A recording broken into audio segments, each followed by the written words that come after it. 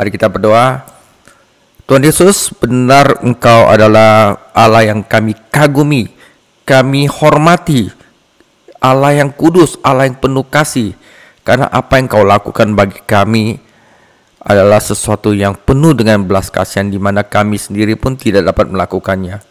Tuhan Yesus, kami kagum akan Engkau, sehingga kami ingin sama seperti Engkau, memiliki belas kasihan sama seperti Engkau. Tetapi kami lemah, Tuhan Yesus. Ampunilah dari segala kesalahan kami. Kami adalah manusia yang berdosa, tetapi kami ingin dipulihkan. Kami ingin bertobat dan dipulihkan untuk menjadi sama seperti Engkau yang kudus.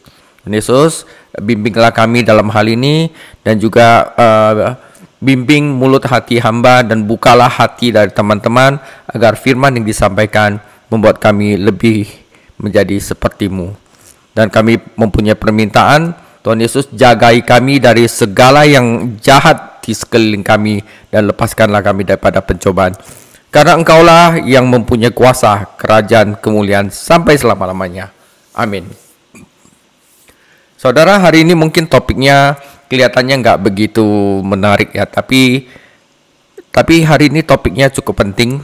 Ya, di sini menggambarkan bagaimana anak manusia berbelas kasihan kepada manusia. Oke, pelayanan yang beragam. Bentar. Oke. Saya mulai aja. Oke, pendahuluan. Malam itu sungguh menyebalkan. Saya lagi pulang rumah di PIK ya. Udah capek, saya pengen tidur.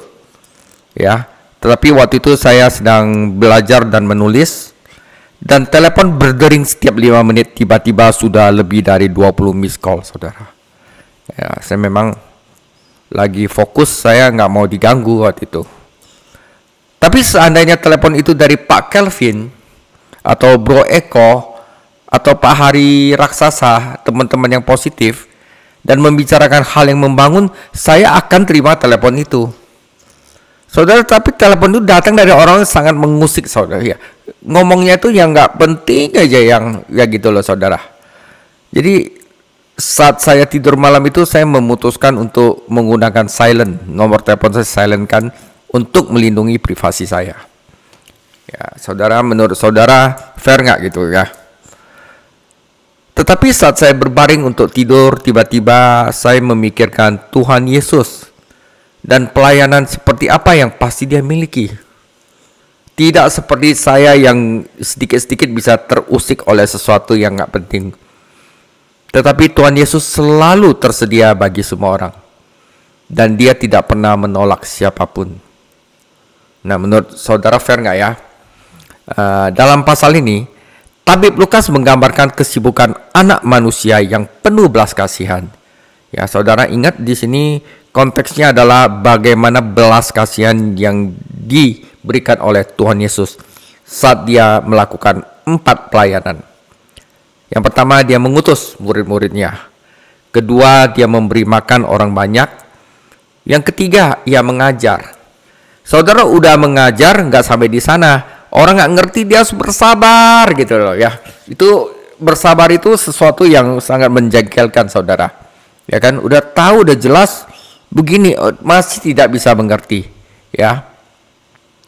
Tetapi inilah apa yang Tuhan Yesus miliki di dalam diri Dia, dalam hati Dia, dan kita juga harus menjadi seperti ini. Nah, untuk itu pasti kita diberikan orang-orang yang mengganggu, yang istilahnya yang membuat kita harus bersabar di sini ya, saudara ya. Nah, jadi kadang-kadang saya pikir kita itu harus bersyukur atas semua orang yang ada di sekeliling kita, karena kita akan di-training sama Tuhan Yesus sendiri untuk menjadi sama seperti Dia, seperti yang Dia lakukan di dalam perikop ini. Oke, saudara, bagian pertama Dia mengutus. Lukas 9 ayat 1 sampai 11. Maka Yesus memanggil ke-12 rasulnya, ke-12 muridnya, lalu memberikan tenaga dan kuasa kepada mereka untuk menguasai setan-setan dan untuk menyembuhkan penyakit-penyakit. Dan Ia mengutus mereka untuk memberitakan kerajaan Allah, untuk menyembuhkan orang. Katanya kepada mereka, "Jangan membawa apa-apa dalam perjalanan. Jangan membawa tongkat atau bekal, roti atau uang, atau 2 helai baju. Dan apabila kamu sudah diterima dalam satu rumah, tinggallah di situ sampai kamu berangkat dari situ. Dan kalau ada orang tidak mau menerima kamu, keluarlah dari kota mereka dan kebaskanlah debunya dari kakimu sebagai peringatan terhadap mereka." Lalu pergilah mereka dan mereka mengelilingi segala desa sambil memberitakan Injil dan menyembuhkan orang sakit di segala tempat. Herodes, raja wilayah, mendengar bahwa segala sesuatu yang terjadi itu, dan ia pun merasa cemas. Sebab ada orang mengatakan bahwa Yohanes telah bangkit daripada orang mati. Ada lagi mengatakan bahwa Elia telah muncul kembali, dan ada pula yang mengatakan bahwa seorang dari nabi-nabi dahulu telah bangkit. Tetapi Herodes berkata, "Yohanes telah kupenggal kepalanya. Siapa gerangan dia ini yang kabarnya melakukan hal-hal demikian?" Lalu ia berusaha supaya dapat bertemu dengan Yesus. Sekembalinya rasul-rasul itu menceritakan kepada Yesus apa yang telah mereka kerjakan. Lalu Yesus membawa mereka menyingkir ke sebuah kota yang bernama Betsaida, sehingga mereka hanya bersama Dia. Akan tetapi orang banyak mengetahuinya, lalu mengikuti Dia. Ia menerima mereka dan berkata-kata kepada mereka tentang kerajaan Allah, dan ia menyembuhkan orang-orang yang memerlukan penyembuhan. Hal yang pertama yang Yesus lakukan adalah mengutus. Ya, seperti yang Dia lakukan kepada kita sekarang adalah pengutusan, amanat agung, sesuatu yang harus kita kerjakan. Ya, ke-12 murid telah ditabiskan beberapa bulan sebelumnya dan telah berpergian bersama Yesus sebagai pembantunya. Nah, sekarang ia mengutus mereka berdua-dua untuk memiliki pelayanan mereka sendiri dan mempraktekkan apa yang telah mereka pelajari. Ini adalah penerbangan tunggal, jadi penerbangan pertama mereka. Namun sebelum mengutus mereka, ia memberikan mereka perlengkapan yang dibutuhkan untuk menyelesaikan pekerjaan ini. Dia kasih mereka kuasa untuk mengusir setan, memberikan mereka tenaga. Jadi apa yang diberikan kepada rasul itu tidak sama dengan apa yang diberikan kepada kita, ya. Seperti instruksi yang harus diikuti. Ayat paralel dalam Matius 10 mengungkapkan bahwa ke-12 rasul murid diutus hanya kepada bangsa Israel. Lukas tidak menyebutkan hal ini karena ia menulis terutama untuk bangsa-bangsa non-Yahudi dan menekankan jangkauan Injil ke seluruh dunia. Ya, di Matius diutus kepada hanya orang Israel, tetapi Lukas tidak menyebutkan hal ini. Kuasa adalah kemampuan untuk menyelesaikan suatu tugas dan otoritas adalah hak untuk melakukannya. Yesus memberikan keduanya kepada para rasulnya. Ya. Jadi kalau orang mau melakukan sesuatu untuk Yesus, udah pasti Yesus kasih kemampuan, kasih kuasa, dan kasih otoritas. Kalau tidak, kita akan gagal di tengah jalan dan istilahnya tidak mampu melakukannya mungkin dalam jangka waktu yang panjang. Ya, kita cuma coba-coba aja gitu loh. Ya, mereka mampu mengusir setan dan menyembuhkan orang sakit. Bukan karena mereka hebat, karena diberikan kuasa kepada mereka oleh siapa? Oleh Yesus. Tetapi bukan mengusir setan dan menyembuhkan orang sakit yang penting. Pelayanan terpenting yang ia berikan kepada mereka adalah memberitakan Injil. Seperti apa yang Yesus berikan kepada kita saat ini. Ya, kata berkhotbah dalam Lukas 9 ayat 6 menggambarkan seorang bentara yang mewartakan pesan dari raja. Ya. Dan dalam Lukas 9 ayat 6 berarti memberitakan kabar baik. Mereka adalah utusan-utusan kabar baik, saudara. Kemampuan para rasul untuk menyembuhkan merupakan karunia istimewa yang meneguhkan pelayanan mereka. Biar orang-orang percaya. Mujizat merupakan salah satu bukti bahwa Tuhan telah mengutus mereka dan sedang bekerja melalui mereka. Dewasa ini, kita menguji pelayanan seseorang bukan dari mujizat. Bukan dari bagaimana mereka bisa mengusir setan atau menyembuhkan orang sakit, tetapi dengan apa yang dia katakan, dengan kebenaran firman Tuhan. Saudara, mujizat saja tidak membuktikan bahwa seseorang benar-benar diutus oleh Tuhan, karena setan dapat memampukan para pelayanan palsunya untuk melakukan hal-hal yang ajaib. Yesus memberitahu para rasul apa yang harus mereka bawa dalam perjalanan mereka dengan penekanan pada urgensi dan kesederhanaan. Mereka tidak boleh membawa kantong pengemis, tetapi harus percaya bahwa Allah akan memelihara mereka. Allah akan membukakan rumah-rumah bagi mereka yang menerima mereka dengan ramah. Istilahnya apa? Iman mereka pun diuji. Ya, Matius 10 ayat 11 sampai 15 menceritakan bagaimana mereka harus memilih rumah-rumah ini. Jika mereka ditolak, mereka harus menggebaskan debu dari kaki mereka. Tindakan yang lazim dilakukan orang Yahudi ortodoks setiap kali mereka meninggalkan wilayah non-Yahudi. Saudara lihat ya, apa yang Yesus lakukan itu semuanya adalah untuk mentraining, memuridkan orang-orang. Tuhan Yesus benar-benar menghabiskan banyak waktunya itu terutama untuk mentraining murid-muridnya. Kebingungan saudara. Ketika para murid pergi, Yesus juga pergi melayani untuk sementara waktu di Galilea. Dan bersama-sama mereka menarik banyak perhatian. Bahkan pekerjaan mereka dibahas di tingkat pemerintahan tertinggi. Herodes Antipas adalah putra Herodes Agung dan orang yang membunuh Yohanes Pembaptis. Siapakah pembuat mujizat ini? Yohanes Pembaptis tidak melakukan mujizat apapun, tetapi hal ini mungkin berubah jika ia dibangkitkan dari kematian. Orang Yahudi mengharapkan Elia datang, jadi mungkin Yesus itu adalah nubuat yang sedang digenapi. Hati nurani Herodes pastilah menghukumnya, dan ia bertanya-tanya apakah mungkin Allah telah mengutus Yohanes kembali untuk menghakiminya. Ya, orang yang bersalah selalu dihantui oleh perasaan takut.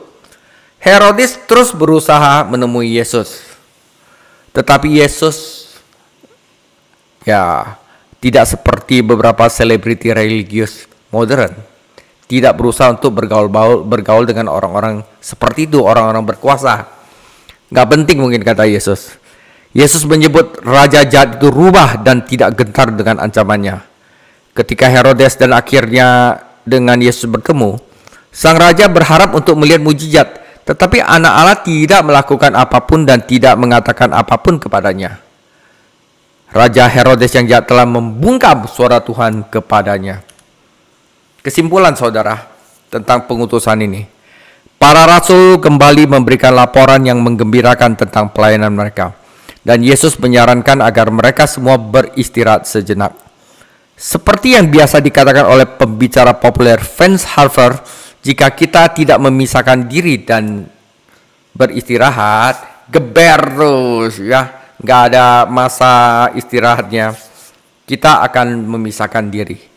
Misi mereka untuk berkhotbah dan menyembuhkan itu sangat berat, dan mereka semua membutuhkan waktu sendiri untuk pembaharuan fisik dan rohani. Inilah ada contoh yang baik untuk ditiru oleh para pekerja Kristen yang sibuk, yang terkadang terlalu banyak pelayanan saudara. Ya, kita boleh pelayanan hari Minggu, mungkin hari Sabtu cool, tapi biarkanlah ada satu hari kita diam dan mendengarkan firman Tuhan saja. Itu penting saudara ya. Tertarik oleh tanda-tanda yang Yesus lakukan, orang banyak tidak mau meninggalkannya sendirian, tetapi mengikutinya dari kota ke kota. Ketika Yesus dan ke-12 muridnya mendarat, banyak orang sudah di sana menyambut mereka, dan Yesus kembali berbelas kasihan kepada mereka dan melayani mereka. Anak manusia bahkan tidak bisa beristirahat sehari pun. Kalau saya ada yang ngusik saya tutup telepon saya. Ya saudara, pengen tidur saya. Nah, jadi bedanya manusia dan Tuhan Yesus adalah hatinya itu Tuhan Yesus sudah benar-benar murni saudara. Oke, pelayanan kedua yang Tuhan Yesus lakukan adalah memberi makan. Pada waktu hari mulai malam, datanglah ke-12 murid kepadanya dan berkata, "Suruhlah orang banyak itu pergi, supaya mereka pergi ke desa-desa dan kampung-kampung sekitar ini untuk mencari penginapan dan makanan, karena di sini kita berada di tempat yang sunyi." Tetapi ia berkata kepada mereka, "Kamu harus memberi mereka makan." Mereka menjawab, "Yang ada pada kami tidak lebih daripada 5 roti dan 2 ikan, kecuali kalau kami pergi membeli makanan untuk orang sebanyak ini." Sebab di situ ada kira-kira 5.000 orang laki-laki, Lalu ia berkata kepada murid-muridnya, "Suruhlah mereka duduk berkelompok-kelompok, kira-kira 50 orang sekelompok." Murid-murid melakukannya dan menyuruh semua orang banyak itu duduk. Dan setelah ia mengambil 5 roti dan 2 ikan, ia menegadah ke langit, mengucap berkat, lalu memecah-mecahkan roti itu dan memberikan kepada murid-muridnya supaya dibagi-bagikannya kepada orang banyak. Dan mereka semuanya makan sampai kenyang. Kemudian dikumpulkan potongan-potongan roti yang sisa sebanyak 12 bakul. Saudara, Tuhan kita bukanlah tipe orang yang bisa mengajarkan firman lalu berkata kepada orang yang lapar, "Pergilah dengan damai sejahtera, biarlah kamu hangat dan kenyang." Ya, seperti Yakobus 2:16. Para murid sangat ingin melihat orang banyak itu pergi. Mereka belum merasakan belas kasihan Yesus Kristus dan beban yang dia tanggung bagi orang banyak. Tapi suatu hari mereka akan merasakannya. Jika Anda menggabungkan keempat kisah mujizat ini, Anda akan menemukan bahwa Yesus pertama-tama bertanya kepada Filipus di mana mereka dapat membeli roti yang cukup untuk memberi orang banyak itu. Kemungkinan besar ada 10.000 orang di sana, laki-laki plus perempuan ya. Dia hanya menguji Filipus sebab ia sendiri tahu apa yang hendak dia lakukan. Di saat-saat kritis kehidupan, ketika sumber daya Anda terbatas dan tanggung jawab Anda besar, ada baiknya saudara untuk mengingat bahwa Allah telah menyelesaikan masalah tersebut. Yesus memulai dengan apa yang mereka miliki, beberapa roti dan ikan yang dengan murah hati disumbangkan oleh seorang pemuda yang ditemukan oleh Andreas. Apakah Andreas mengenal anak laki-laki itu? Atau apakah anak laki-laki itu menawarkan makan siangnya yang sedikit tanpa diminta? Sebelum kita meminta Tuhan melakukan hal yang mustahil, mari kita mulai dengan hal yang mungkin dan memberikan kepadanya apa yang kita miliki. Dan selagi kita melakukannya, mari kita bersyukur untuk para ibu yang selalu memberikan sesuatu kepada anak mereka untuk diberikan kepada Yesus. Yesus mengada di langit sumber makanan kita sehari-hari, mengucap syukur dan memberkati makanan itu. Lalu dia melipat gandakan roti dan ikan yang sedikit itu. Yesus adalah pemberi dan murid-muridnya adalah pembagi.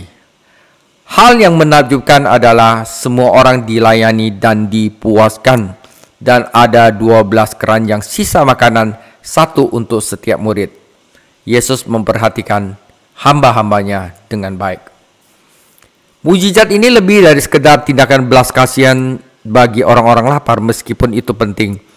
Ini juga merupakan tanda kemesiasan Tuhan kita dan gambaran tentang penyediaan Allah yang penuh kasih karunia bagi keselamatan manusia. Keesokan harinya, Yesus menyampaikan khotbah tentang roti hidup. Dia katakan, sebenarnya kamu makan roti yang diberikan itu, kamu akan lapar lagi.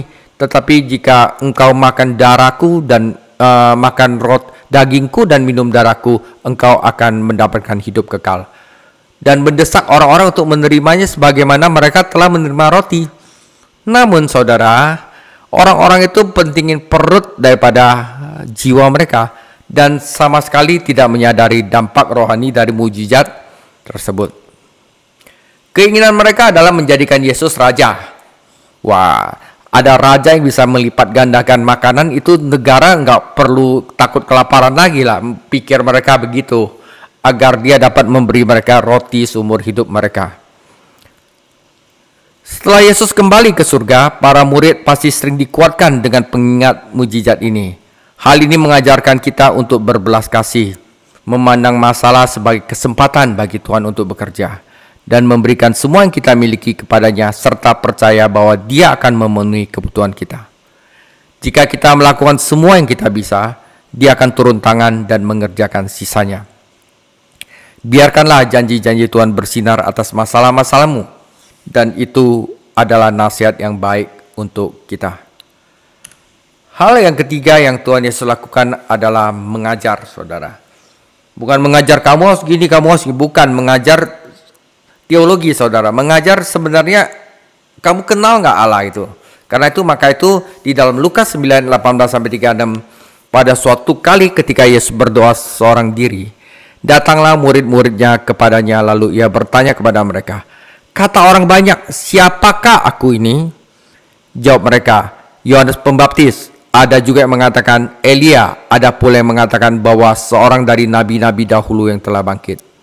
Yesus bertanya kepada mereka, menurut kamu siapakah aku ini? Jawab Petrus, Mesias dari Allah. Lalu Yesus melarang mereka dengan keras supaya mereka jangan memberitahukan hal itu kepada siapapun. Dan Yesus berkata, Anak manusia akan menanggung banyak penderitaan dan ditolak oleh tua-tua, imam-imam kepala dan ahli-ahli Taurat, lalu dibunuh dan dibangkitkan pada hari yang ketiga. Katanya kepada mereka semua, setiap orang yang mau mengikut aku, ia harus menyangkal dirinya, memikul salibnya setiap hari dan mengikut aku. Karena barang siapa mau menyelamatkan nyawanya, ia akan kehilangan nyawanya. Tetapi barang siapa kehilangan nyawanya karena aku, ia akan menyelamatkannya. Apa gunanya seorang memperoleh seluruh dunia tetapi ia membinasakan atau merugikan dirinya sendiri? Sebab barang siapa malu karena aku dan karena perkataanku, Anak manusia juga akan malu kepada orang itu apabila ia datang kelak dalam kemuliaannya dan dalam kemuliaan Bapa dan malaikat-malaikat kudus. Aku berkata kepadamu, sesungguhnya di antara orang yang hadir di sini ada yang tidak akan mati sebelum mereka melihat kerajaan Allah. Kira-kira 8 hari sesudah pengajaran itu, Yesus membawa Petrus, Yohanes, dan Yakobus lalu naik ke atas gunung untuk berdoa. Ketika ia berdoa, rupa wajahnya berubah dan pakaian menjadi putih berkilau-kilauan. Dan tampaklah 2 orang berbicara dengan dia, yaitu Musa dan Elia. Keduanya menampakkan diri dalam kemuliaan dan berbicara tentang tujuan kepergiannya yang akan digenapi di Yerusalem. Sementara itu, Petrus dan teman-temannya telah tertidur dan ketika mereka terbangun, mereka melihat Yesus dalam kemuliaannya dan kedua orang berdiri di dekatnya.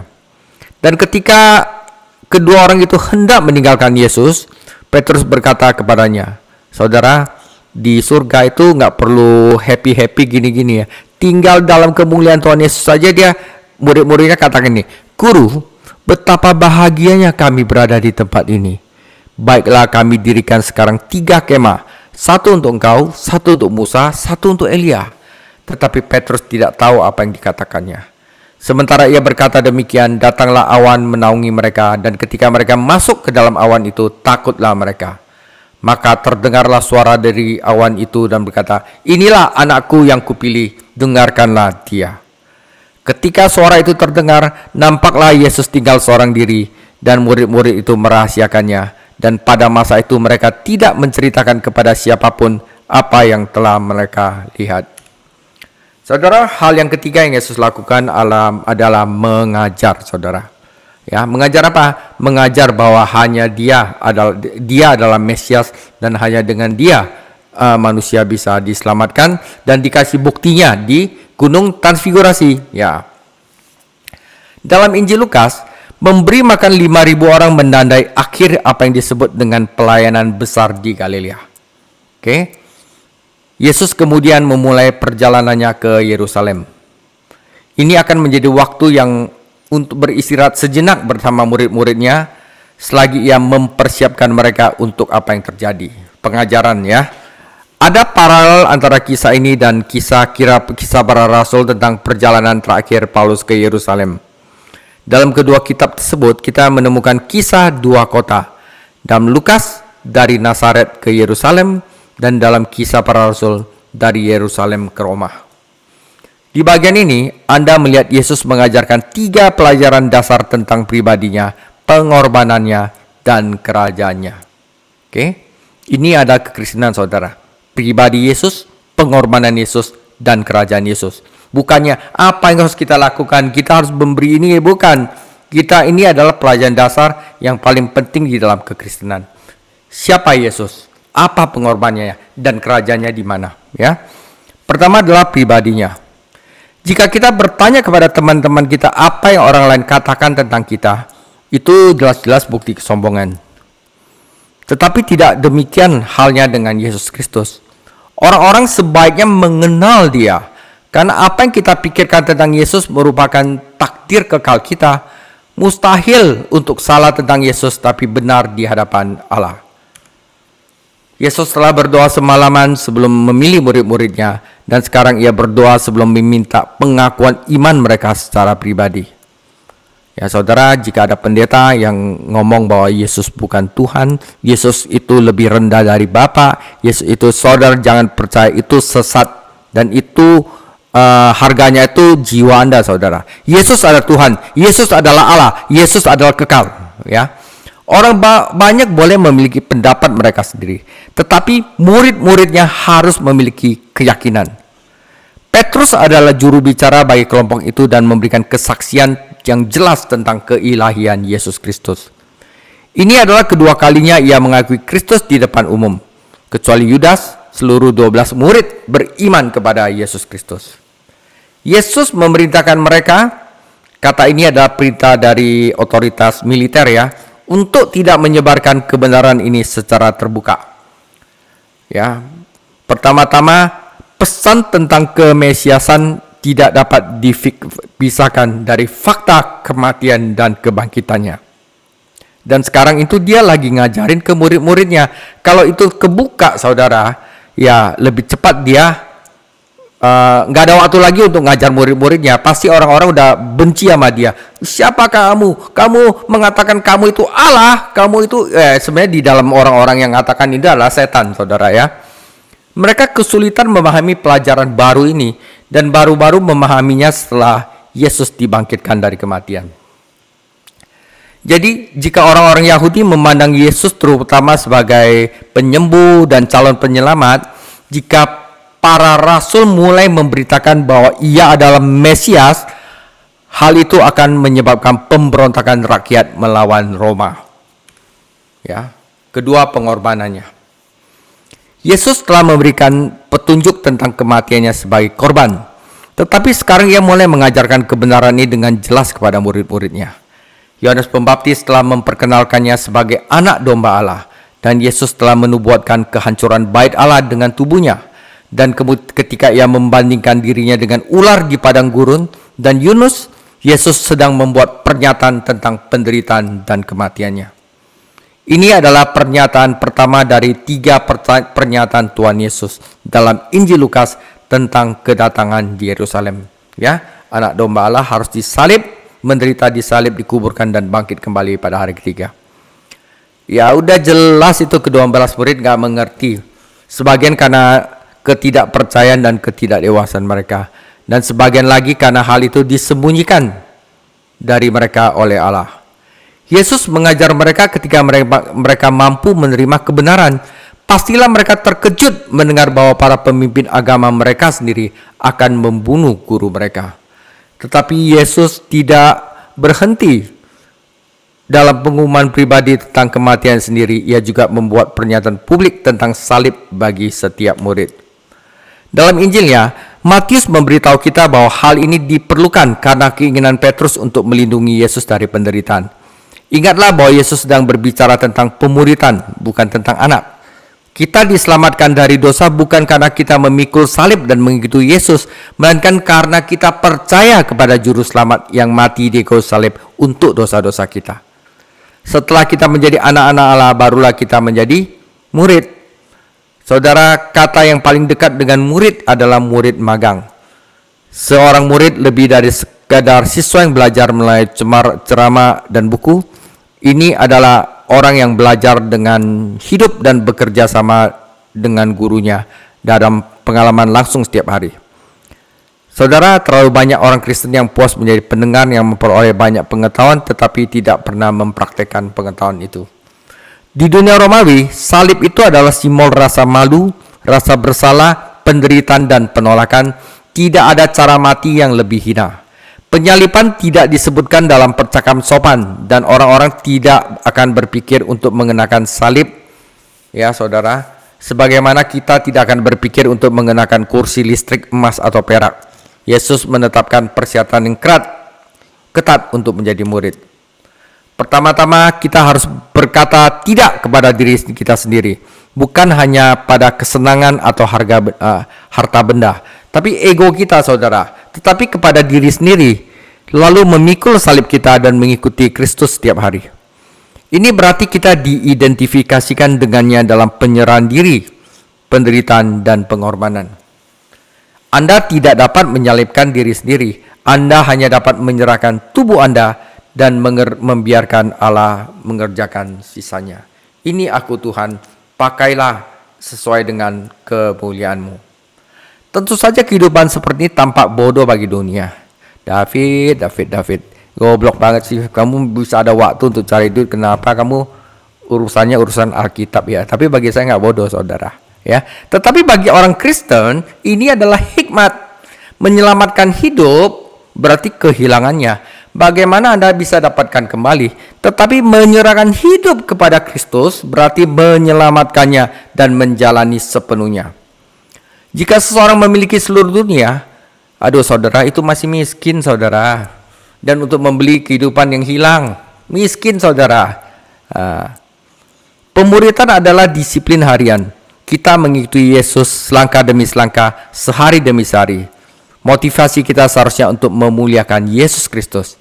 Siapa yang malu untuk berbicara tentang Yesus Kristus tidak akan pernah memikul salib dan mengikutinya. Tetapi jika kita malu akan Dia sekarang, Dia akan malu ketika Dia datang kembali. Dan kita akan malu di hadapannya. Itu adalah pengorbanannya. Siapa Yesus? Pengorbanannya dan kerajaannya. Sejauh catatan Injil, transfigurasi adalah satu-satunya peristiwa selama pelayanan Yesus di bumi ketika Ia menyatakan kemuliaan pribadinya. Lukas tidak menggunakan kata transfigurasi, tetapi ia menggambarkan peristiwa yang sama. Kata itu berarti perubahan penampilan yang berasal dari dalam. Dan dari situlah kita mendapatkan kata metamorfo dalam bahasa Inggris. Metamorfo dalam bahasa Yunani dan metamorfosis dalam bahasa Inggris. Apa alasan di balik peristiwa ini? Salah satunya peristiwa ini merupakan petrai persetujuan Allah atas pengakuan iman Petrus bahwa Yesus adalah anak Allah. Ya, biar imannya kuat. Waktu Yesus dibunuh dia gak usah takut kan Yesus adalah anak Allah. Peristiwa ini juga merupakan cara Bapa untuk menguatkan anak ketika ia menuju ke Yerusalem. Bapa telah berfirman pada saat pembaptisan dan berfirman lagi pada minggu terakhir pelayanan anak di bumi.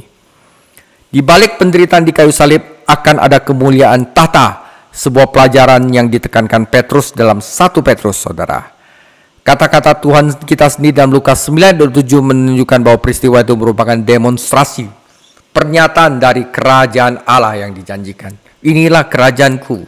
Ya, itu adalah pengajaran untuk murid-muridnya. Hal ini tampaknya logis karena para murid bingung tentang kerajaan itu karena perkataan Yesus tentang salib. Ya, kita tidak boleh menghakimi terlalu keras bagi para rasul yang ngerti, karena para nabi pun bingung, saudara. Ya, kita orang itu udah dibukakan, jadi kita orang harus bersyukur. Para rasul dan nabi masih bingung, saudara. Ya, Yesus meyakinkan mereka bahwa nubuat-nubuat perjanjian lama akan digenapi, tetapi pertama-tama Dia harus menderita sebelum Dia masuk dalam kemuliaannya. Namun ada pelajaran praktis di sini, karena kita juga mengalami transfigurasi rohani saat kita berjalan bersama Tuhan. Ya, Roma 12 ayat 1-2 dan 2 Korintus 3 ayat 18 memberitahu kita caranya. Apa? Berserah. Tuhan, inilah tubuhku, pakailah untuk kemuliaanku. Inilah pikiranku, pakailah untuk kemuliaanmu. Kehendakku, biarlah kehendakku adalah kehendakmu. Ya. Saat kita menyerahkan tubuh, pikiran, kehendak Tuhan mengubah kita dari dalam agar kita beda sama dunia. Saat kita memandang firman-Nya, kita diubah rupa oleh Roh Kudus dari kemuliaan kepada pemuliaan. Nama teologis untuk pengalaman ini adalah proses sanctification atau pengudusan. Proses di mana kita akan lebih serupa dengan Tuhan Yesus Kristus yang merupakan tujuan Bapa bagi setiap orang Kristen. Perhatikan bahwa Tuhan kita sekali lagi berdoa yang menunjukkan bahwa doa adalah salah satu kunci untuk menuju kehidupan yang diubahkan. Petrus, Yakobus, dan Yohanes telah menemani Yesus ketika Dia membangkitkan putri Yairus dari kematian. Dan mereka menemani ketika Dia berdoa di Taman Getsemani. Ketiga peristiwa ini mengingat saya pada Filipi 3 ayat 10. Yang ku kehendaki adalah mengenal Dia. Transfigurasi, ya. Dan kuasa kebangkitan membangkitkan putri Yairus dan persekutuan dalam penderitaan itu di Taman Getsemani. Oke. Nah, 3 peristiwa itu menggambarkan cara kita untuk mengenal Yesus Kristus. Nah, karena itu di dalam pendalaman Alkitab itu penting, saudara. Ya, bukan hanya wah jadi orang Kristus harus begini, bukan, saudara. Ya, ini mungkin merupakan konferensi Alkitab terbesar yang pernah diadakan di bumi. Bahkan terlepas dari kemuliaan agung yang menyertainya, di sini Anda telah tentu memiliki pembicara-pembicara terhebat. Musa tentang hukum Taurat, Elia para nabi, dan Yesus yang datang untuk mengenapi hukum Taurat dan kitab para nabi. Dan sementara semuanya ini terjadi, ketiga murid yang istimewa itu sedang tidur. Saran Petrus mengingatkan kita pada hari raya Pondok Daun Yahudi di dalam Alkitab yang dikaitkan dengan kerajaan yang akan datang. Petrus ingin Yesus tetap berpegang pada kemuliaan tanpa penderitaan, tetapi itu bukan rencana Allah. Bapa menginterupsi Petrus dengan membandingkan pemandangan itu di dalam awan kemuliaan dan berbicara dari awan itu, saudara. Kata-kata yang menggetarkan dari surga ini mengingat kita pada Ulangan 18 ayat 15, Mazmur 2 ayat 7, Yesaya 42 ayat 1. Ketika awan itu lenyap, Elia dan Musa pun lenyap. Jadi bukan hukum Taurat, bukan kitab para nabi, tetapi Yesus Kristus yang tersisa. Ya, jadi jangan kembali lagi ke sana. Mereka itu hanya mengajarkan kita bahwa segala sesuatu yang ada di perjanjian lama itu Yesus telah menggenapinya. Seindah apapun pengalaman-pengalaman ini, semuanya itu bukan dasar bagi kehidupan Kristen yang konsisten. Hal itu hanya dapat terjadi melalui firman Tuhan. Pengalaman datang dan pergi, tetapi firman Tuhan tetap untuk selama-lamanya. Ingatan kita akan pengalaman masa lalu akan memudar, tetapi firman Tuhan tidak pernah berubah. Semakin jauh kita dari peristiwa-peristiwa ini, semakin kecil dampaknya terhadap hidup kita. Itulah sebabnya Bapa berkata, dengarkanlah dia. Dengarkanlah firman Tuhan. Transfigurasi pribadi kita berasal dari pembaharuan batin kita. Dan itu berasal dari firman Tuhan, saudara. Ya. Bagian keempat, saudara. Pada keesokan harinya, ketika mereka turun dari gunung, datanglah orang banyak berbondong-bondong memenuhi Yesus. Seorang dari orang banyak itu berseru, katanya, "Guru, aku memohon supaya engkau menengok anakku, sebab ia adalah satu-satunya anakku. Sewaktu-waktu ia diserang roh, lalu mendadak ia berteriak dan roh itu menggoncang-goncangkannya sehingga mulutnya berbusa. Roh itu terus saja menyiksa dia dan hampir-hampir tidak mau meninggalkannya. Dan aku telah meminta kepada murid-muridmu supaya mereka mengusir roh itu, tetapi mereka tidak dapat." Maka kata Yesus, "Hai kamu angkatan yang tidak percaya dan yang sesat, berapa lama lagi aku harus tinggal di dalam kamu dan sabar terhadap kamu? Bawa anakmu itu kemari." Sabar, saudara, ya. Artinya apa? Udah diajarin gak ngerti-ngerti dan keras kepala lagi. Ketika anak itu mendekati Yesus dan setan itu membantingkannya ke tanah dan menggoncang-goncangkannya, tetapi Yesus menegur roh jahat itu dengan keras dan menyembuhkan anak itu, lalu mengembalikan kepada ayahnya. Maka takjublah semua orang itu karena kebesaran Allah. Ketika semua orang itu masih heran karena segala yang diperbuatnya, Yesus berkata kepada murid-muridnya, "Dengarkanlah dan camkanlah segala perkataanku ini. Anak manusia akan diserahkan ke dalam tangan manusia." Mereka tidak mengerti perkataan itu, sebab arti tersembunyi bagi mereka, sehingga mereka tidak dapat memahaminya. Dan mereka tidak berani menanyakan arti perkataan itu kepadanya. Maka timbullah pertengkaran di antara murid-murid Yesus tentang siapakah yang terbesar di antara mereka. Tetapi Yesus mengetahui pikiran mereka semua.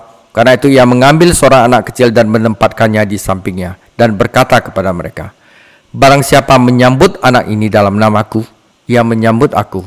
Dan barang siapa menyambut aku, ia menyambut dia yang mengutus aku. Karena yang terkecil di antara kamu, dialah yang terbesar." Hati, saudara, ya. Hati yang tidak keras itu. Yohanes berkata, "Guru, kami lihat seseorang mengusir setan demi namamu, lalu kami cegah orang itu, karena ia bukan pengikut kita." Yesus berkata kepadanya, "Jangan kamu cegah, sebab barang siapa tidak melawan kamu, ia adalah di pihak kamu." Ketika hampir genap waktunya Yesus diangkat ke sorga, ia mengarahkan pandangannya ke Yerusalem. Ia mengirim beberapa utusan dulu mendahului mereka. Mereka itu pergi lalu masuk ke suatu desa orang Samaria untuk mempersiapkan segala sesuatu baginya. Tetapi orang-orang Samaria itu tidak mau menerima dia karena perjalanannya menuju Yerusalem. Ketika dua muridnya yaitu Yakobus dan Yohanes melihat hal itu, mereka berkata, "Tuhan, apakah engkau mau supaya kami menyuruh api turun dari langit untuk membinasakan mereka?" Wah, dia sombong ya. Akan tetapi ia berpaling dan menegur mereka. Lalu mereka pergi ke desa yang lain. Ketika Yesus dan murid-muridnya melanjutkan perjalanan mereka, berkatalah seorang di tengah jalan kepada Yesus, "Aku akan mengikut engkau kemana saja engkau pergi." Yesus berkata kepadanya, "Serigala mempunyai liang dan burung mempunyai sarang, tetapi anak manusia tidak mempunyai tempat untuk meletakkan kepalanya." Lalu ia berkata kepada seorang lain, "Ikutlah aku." Tetapi orang itu berkata, "Izinkanlah aku dahulu pergi menguburkan Bapakku." Tetapi Yesus berkata kepadanya, "Biarlah orang mati menguburkan orang mati, tetapi engkau pergilah dan beritakanlah kerajaan Allah di mana-mana." Dan seorang lain berkata, "Aku akan mengikut engkau Tuhan, tetapi izinkanlah aku pamitan dahulu dengan keluargaku." Tetapi Yesus berkata, "Setiap orang yang siap untuk membajak tetapi menoleh ke belakang tidak layak untuk kerajaan surga, kerajaan Allah." Jelas ya saudara, yang dikhotbahkan di gereja harusnya adalah kerajaan Allah, bukan masalah manusia saudara. Masalah manusia itu kalau kita udah kenal Yesus itu otomatis beres. Atau paling nggak kita punya hati untuk menanggung segala sesuatu yang sulit saudara. Oke saudara, bentar. Nah, pelayanan Tuhan yang keempat ya adalah bersabar. Berapa lama lagi harus tinggal di antara kamu dan bersabar terhadap kamu? Anda mungkin mengira ratapan itu datang dari seorang guru taman kanak-kanak yang terlalu banyak bekerja, atau instruktur latihan militer yang tidak sabar, tetapi itu diucapkan oleh anak Allah yang tidak berdosa. Kita cenderung lupa betapa panjang sabarnya Tuhan kita saat melayani di bumi. Panjang sabar itu mampu melewati sesuatu yang tidak mengenakan. Kadang murid-muridnya itu gaplek ya dengan dalam waktu yang panjang. Itu namanya panjang sabar. Terutama dengan murid-muridnya sendiri. Ketika Anda menganalisis sebagian dari Injil Lukas ini, Anda dapat lebih memahami mengapa Yesus mengucapkan kata-kata itu. Ia berduka atas kegagalan para pengikutnya. Ia telah memberikan kuasa kepada berasulnya atas setan, tetapi mereka terlalu lemah untuk mengusir setan.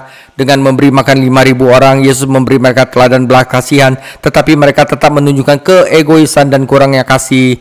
Ia mengajarkan dengan jelas apa arti mengikutinya, tetapi para sukarelawan ternyata murid-murid yang mengutamakan diriku terlebih dahulu. Tidak heran ia berduka. Kenapa begitu? Kekurangan kuasa saudara. Kita tidak berani tinggal di puncak gunung mulia ketika ada pertempuran yang harus dihadapi di lembah bawah. Di sini ada anak tunggal lain yang membutuhkan pertolongan Tuhan. Dan terlebih lagi karena murid-muridnya sendiri telah gagal. Mereka memiliki kuasa dan otoritas, tetapi mengapa mereka tidak berhasil? Mengapa? Ketika Anda mempelajari ketiga laporan tersebut, ya dari Lukas, dari Matius, dan dari Markus, kita gabung jadi satu. Anda akan menemukan apa yang kurang dalam hidup mereka. Pertama, dalam daftar iman, mereka adalah bagian dari generasi yang tidak percaya dan kehilangan keyakinan yang mereka butuhkan untuk menggunakan kuasa mereka. Mereka tidak berdoa, ya. Mereka juga tidak puasa, yang menunjukkan bahwa kesembilan orang itu telah membiarkan disiplin ibadah mereka terkikis selama ketidakhadiran Tuhan yang singkat. Apapun karunia rohani yang mungkin kita miliki, penggunanya tidak pernah otomatis. Ya, Anda harus berdoa, Anda harus tekun, ya. Iblis mencoba melempar lagi, istilah gulat dalam bahasa Yunani, bergulat dengan murid-muridnya. Tetapi Yesus menegur setan itu dan mencoba mengusirnya. Tuhan Yesus yang penuh kasih mengembalikan anak-anak itu kepada ayahnya dan kemudian memanggil ke-12 muridnya untuk pelajaran lain tentang salib. Lagi pula di kayu saliblah Yesus akan memberikan pukulan terakhir kepada setan.